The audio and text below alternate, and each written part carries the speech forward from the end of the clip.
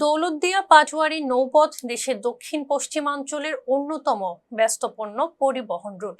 প্রতিদিন শত শত ট্রাক এই ঘাট ব্যবহার করে। নিয়ম অনুযায়ী ৩ টনের বেশি ওজনের ট্রাক ফেরিতে ওঠার আগে ডিজিটাল হয়ে ব্রিজে ওজন করা হয়, কিন্তু স্কেলের প্ল্যাটফর্মের একটি গার্ডার ভেঙে যাওয়ায় কয়েকদিন ধরে বন্ধ রয়েছে সেই কার্যক্রম।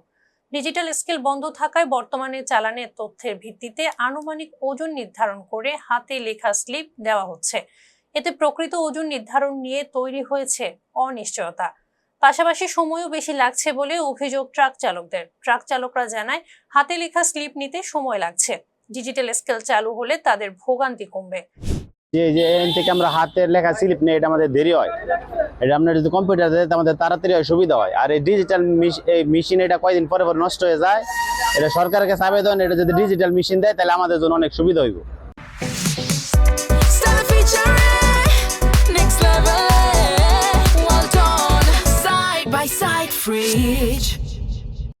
লেখা স্লিপ দিচ্ছে, এটা আমাদের অনেক সময়ের ব্যাপার।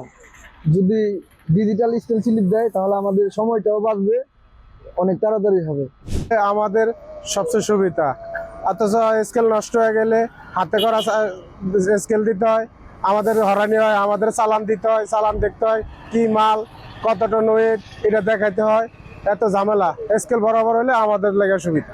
বিআইডব্লিউটিসি জানিয়েছে ক্ষতিগ্রস্ত গার্ডার মেরামতে প্রকৌশল দল কাজ করছে। কাজ শেষ হলেই পুনরায় চালু হবে ডিজিটাল ওয়ে ব্রিজ। পণ্যবাহী ট্রাক ওজন করার সময় প্ল্যাটফর্মের গার্ডার ভেঙে যায়। সতর্কতা হিসাবে ওয়ে ব্রিজ স্কেলের কার্যক্রম সাময়িকভাবে বন্ধ রাখা হয় এবং আমাদের প্রধান কার্যালয়কে বিষয়টি বেতার বার্তার মাধ্যমে অবহিত করি।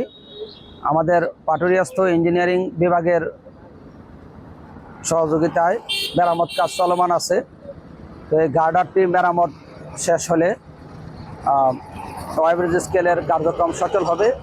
তখন আমরা ডিজিটাল কম্পিউটারাইজড ওজন স্লিপ দিতে পারবো। বর্তমানে হাতে লিখে চালান দেখে ওজন স্লিপ দেওয়া হচ্ছে। বিআইডব্লিউটিসি সহকারী মহাব্যবস্থাপক মোহাম্মদ সালাউদ্দিন বলেন, গার্ডার ভেঙে যাওয়ায় সাময়িকভাবে ডিজিটাল ওজন কার্যক্রম বন্ধ রয়েছে। মেরামতের কাজ শেষ হলেই আবার ডিজিটাল স্কেল চালু করা হবে। ছিলাম এরিন আহমেদ। ফেস দ্য পিপলের সঙ্গে থাকার জন্য ধন্যবাদ।